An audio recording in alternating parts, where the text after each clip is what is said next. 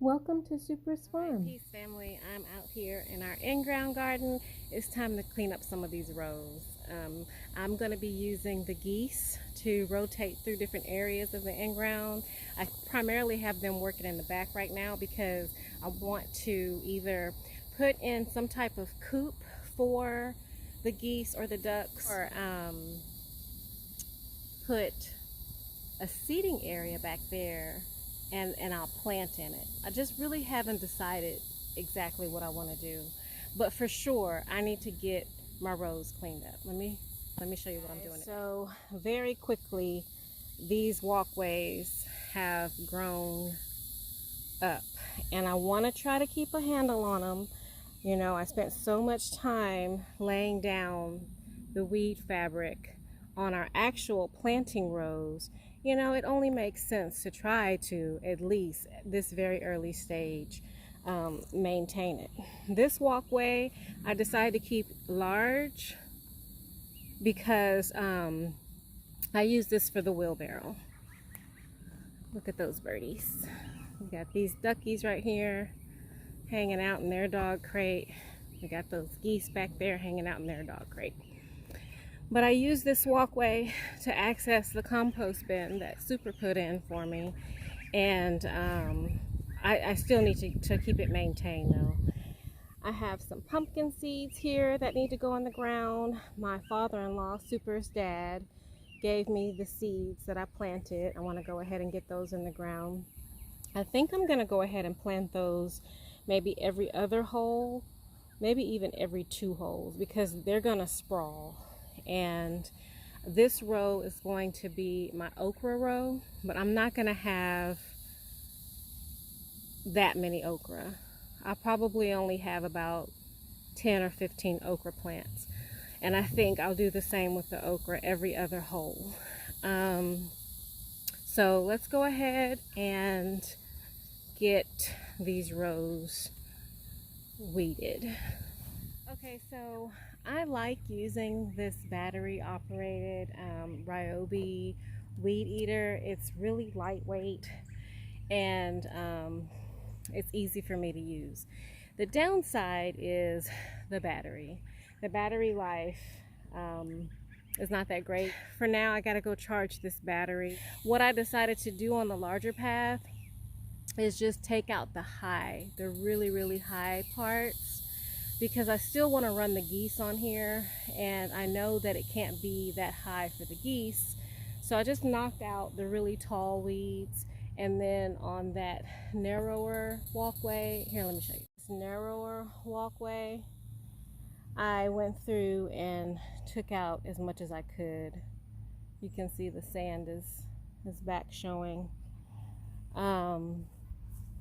Hopefully the more I start walking on it this season, that'll kind of help kill it out, those weeds. Those pumpkins in the ground. And I'm gonna go ahead and lay out my drip line. The first row of weed fabric that I put the holes in, I didn't lay out the drip line, so the holes for the drip line do not line up with the holes in the weed fabric. And I pulled it up and I moved it to the adjacent row and then did the spacing correctly.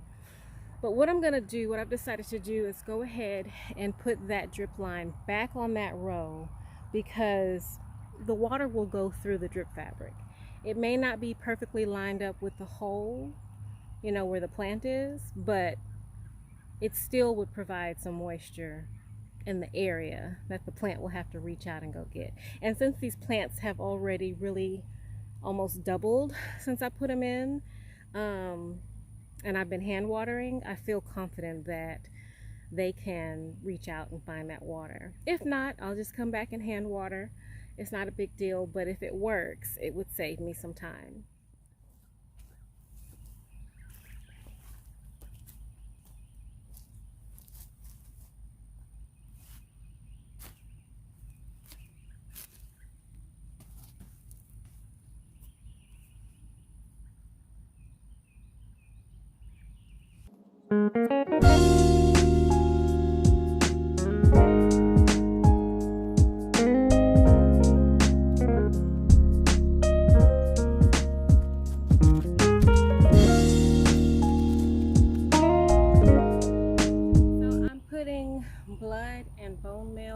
hole. I do that for everything I plant.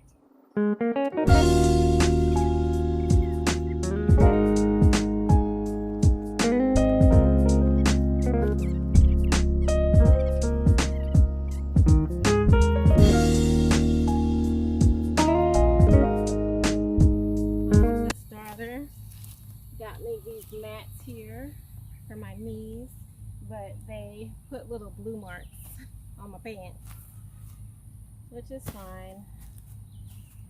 I pretty much wear the same thing when I'm out here working. My same, you know, few pair of pants and few shirts. No biggie.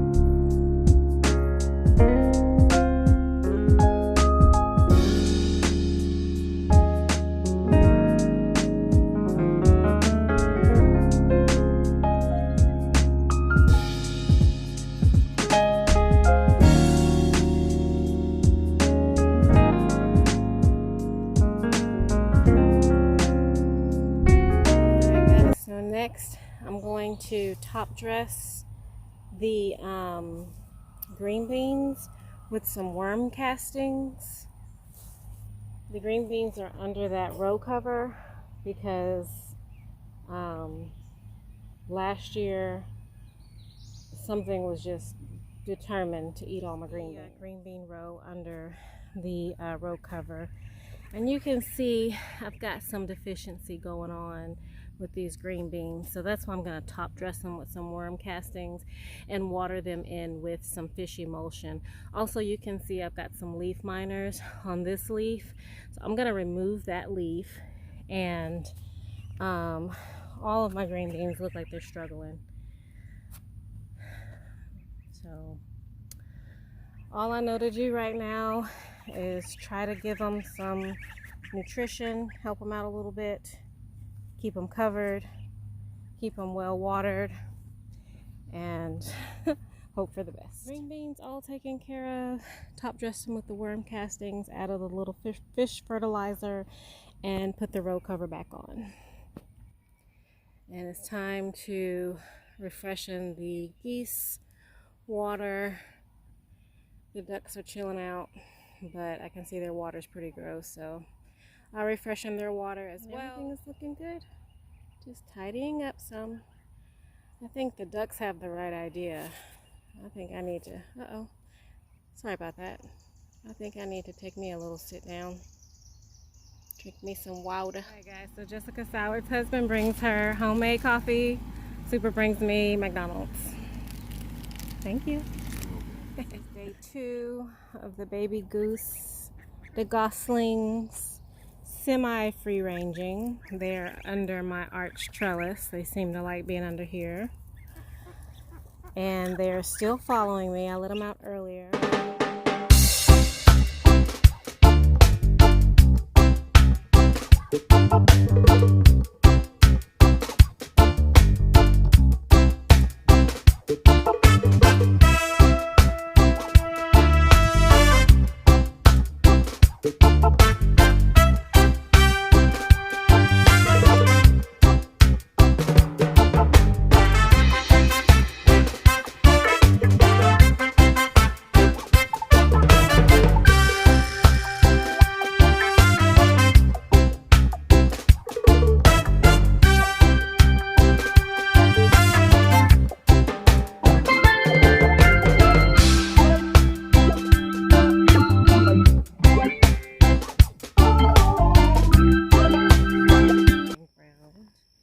Because I need to finish the weed eating, and I never got my okra seeds in the ground. I was sort of debating if I should put them directly in the ground as seeds or start the seeds and put the seedlings, you know. Last year I got maybe literally 10 okra pods, and that was only because that's what I had growing in the green stalk as an experiment. All of the okra I put in the ground, something ate, just like my green beans. So I showed you guys the ground cover that I did for my green beans. I'm going to do the same thing for my okra. And I think I'm going to go ahead, since I'm a little, kind of like right on the line, you know, as far as getting them in on time. Okra likes it hot, and our spring, it's the middle of May right now, our spring feels like summer. It's like we skip spring. We had like a week of spring, and then bam, summertime. So I think, even though, like I said, I would have liked to have started these seedlings already, I think with the weather changing so quickly, they'll catch up in no time. So still just tidying up the in-ground garden. These are the things that, you know, have to be done so that we lay a good foundation to have awesome reward and awesome harvest in a few months. Peek at those pumpkins that I got in yesterday. They are looking good this morning, so I think they're going to do well. Like I said, I left this one in the pot. Another experiment. I want to see if I grow it from the pot, if it might root down into the hole, and then if I can get the pumpkin to spill over and kind of sprawl all around the ground cover. So all of these pumpkins are looking really good.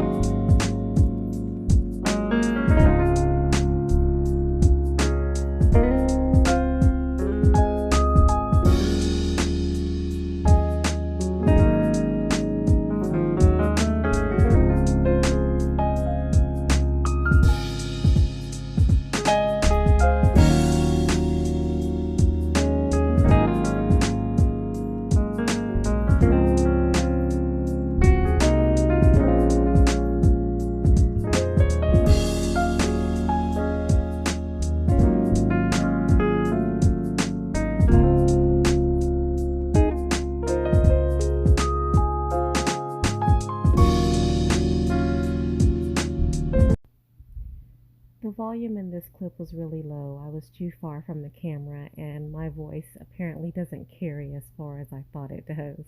But basically what I'm saying is I only have enough holes in the weed fabric to drop 7 seeds. So I'm going to go ahead and drop those seeds and then start the remaining plants in the greenhouse.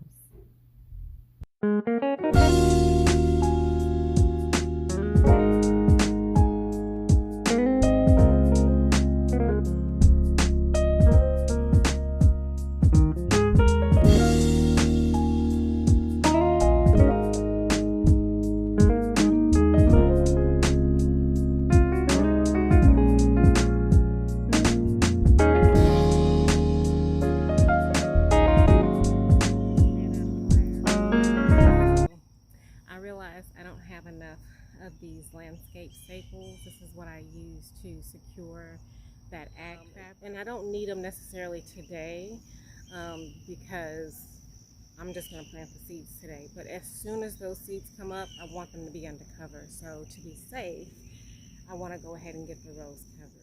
Alright guys, so I went ahead and got my okra seeds, and I also grabbed some marigold seeds. I showed a brief video how we collect and save our marigold seeds from last season. And I'm going to plant 4 varieties of okra.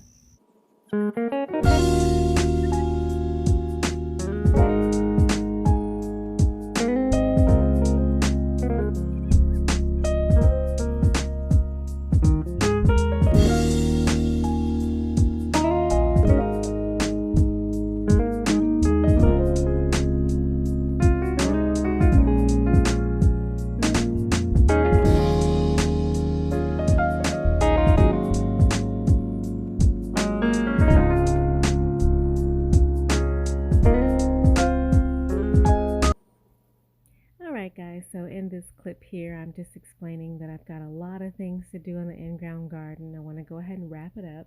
I didn't want the video to turn into a weekend in the life as opposed to a day in the life.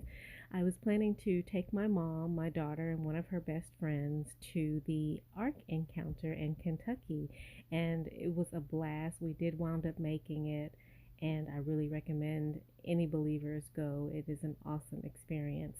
Ironically, though, at the end of that day, I wound up in the emergency room after tidying up the in-ground garden with 7 stitches in my index finger because I used a pocket knife to remove a zip tie. That's what my dad calls the perfect case of using the wrong tool for the job. Anyway, guys, thanks for hanging in there with me this long video. I appreciate it. We'll talk to you soon. Peace and blessings from Supersfarm.